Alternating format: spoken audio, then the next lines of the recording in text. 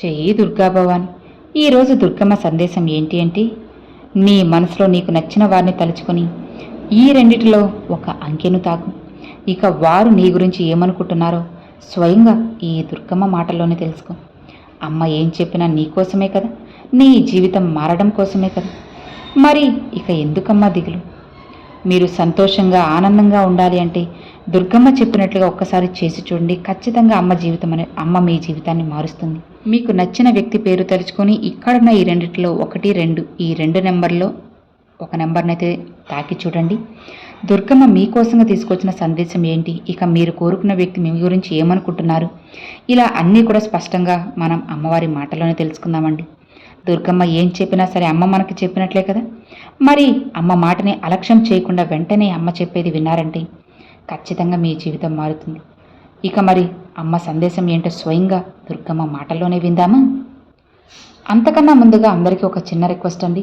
మనకి బాగా తెలిసిన గురువుగారు ఉన్నారు.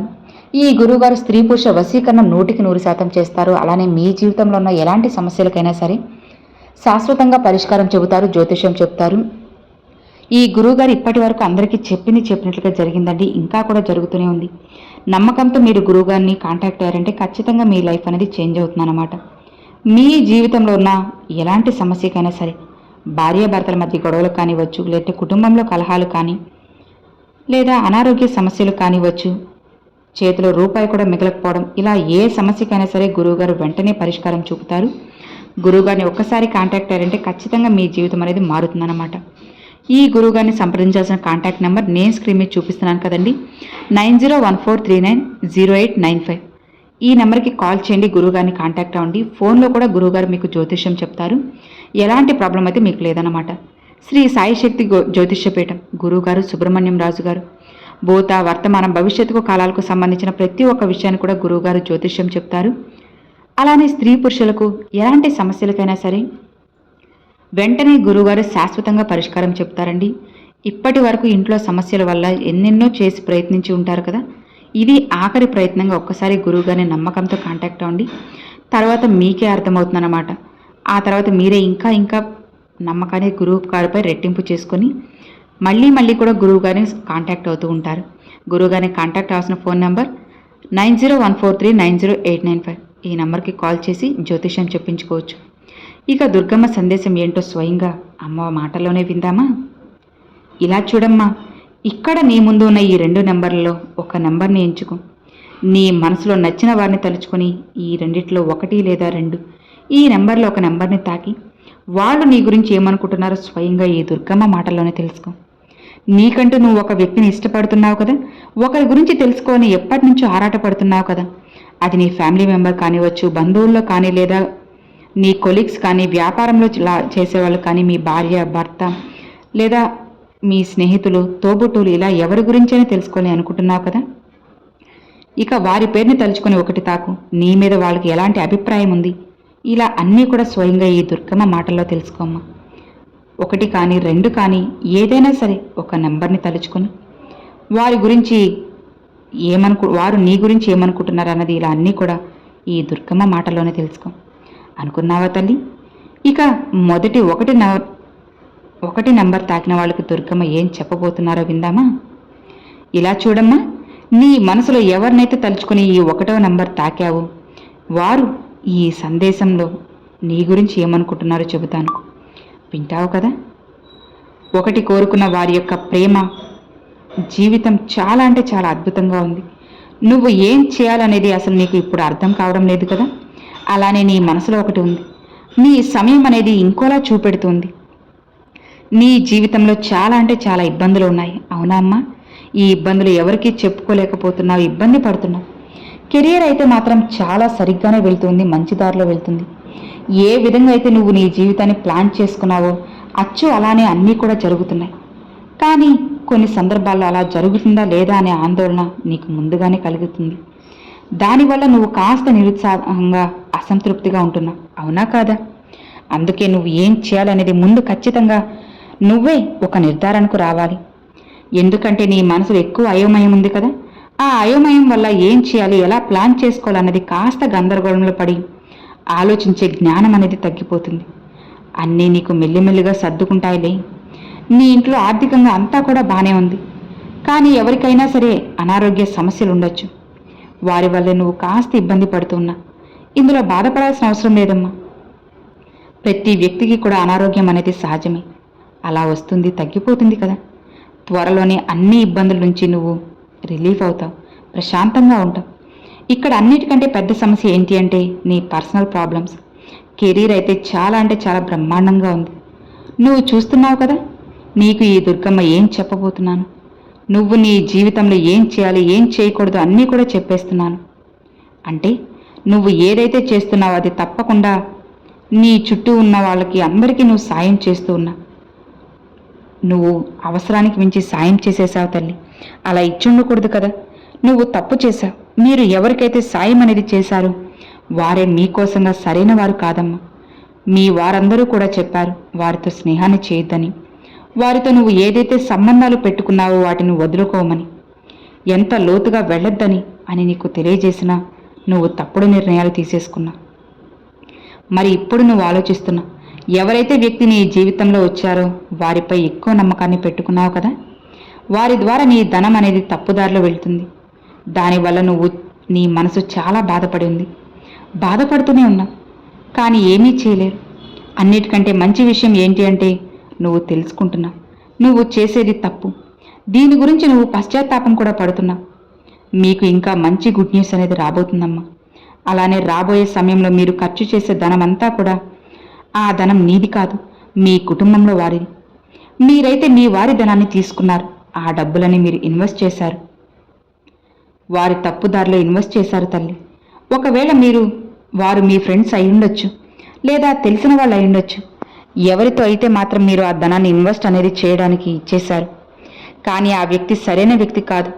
మీరు ప్రేమలోనో స్నేహంలోనో మర్యాదతోనో ధనాన్ని అయితే వాళ్ళకి ఇచ్చారమ్మా. కానీ దానివల్ల ఇప్పటికీ కూడా మీ కుటుంబంలో టెన్షన్ అలానే ఉంది, ఇంకా పెరుగుతుంది.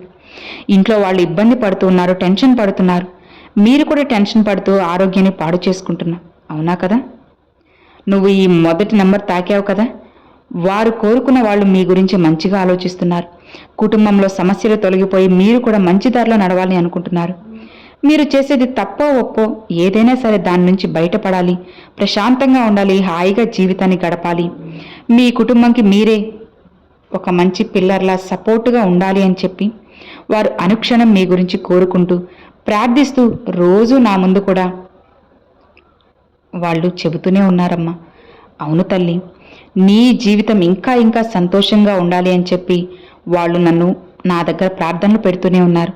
నన్నే కాదు, ప్రతి ఒక్క భగవంతుడిని కూడా పేరు పేరున మొక్కుతూ ఉన్నారు. నీ కష్టాలు తొలగిపోవాలి, నీ జీవితం బాగుండాలి, నువ్వు సంతోషంగా ఉండాలని అనుక్షణం కోరుకుంటూ ఉన్నారమ్మా.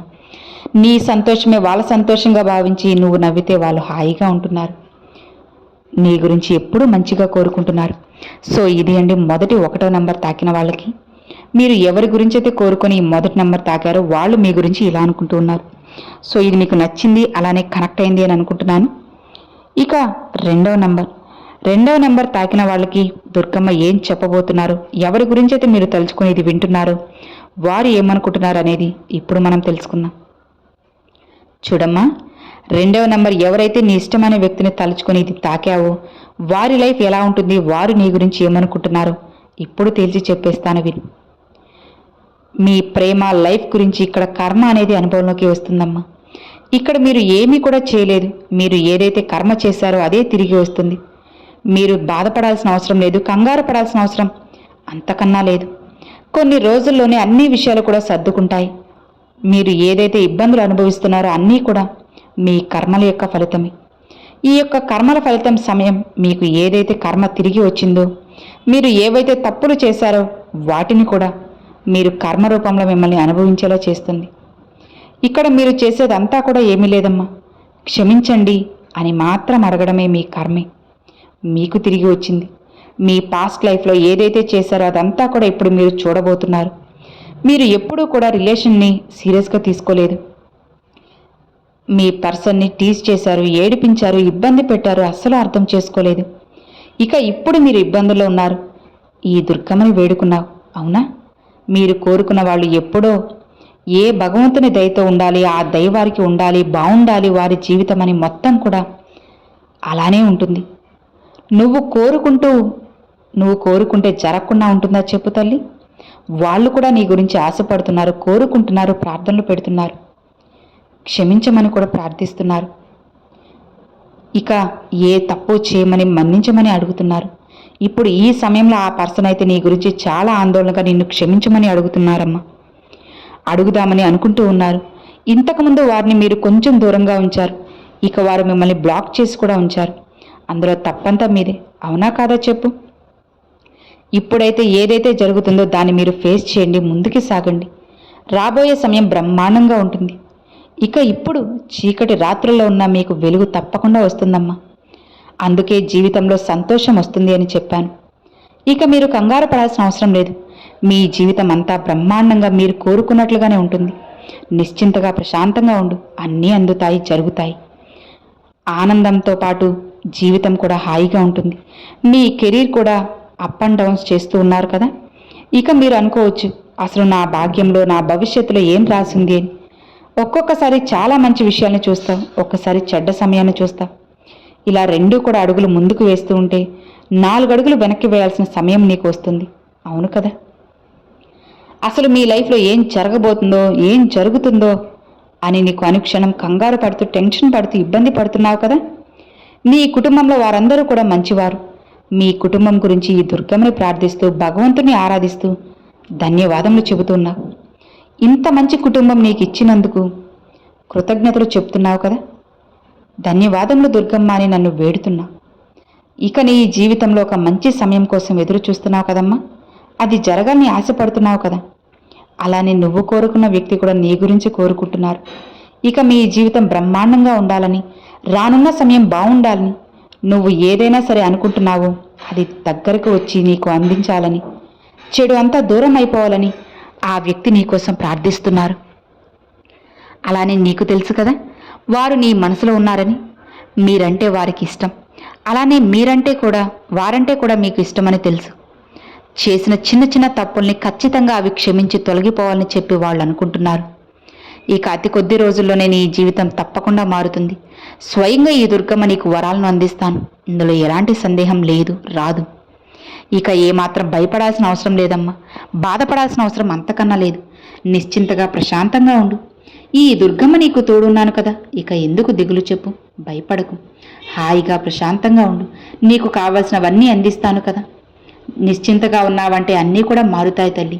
నీ జీవితాన్ని మార్చడానికి ఈ దుర్గమ్మ సాయశక్తుల కృషి చేస్తూ ఉన్నాను. ఈ దుర్గమ్మ నీకు తోడు ఉన్నంత వరకు ఎలాంటి దిగులు, భయము, బాధ ఏవి కూడా నీకు అవసరం లేదు. హాయిగా ఉండు.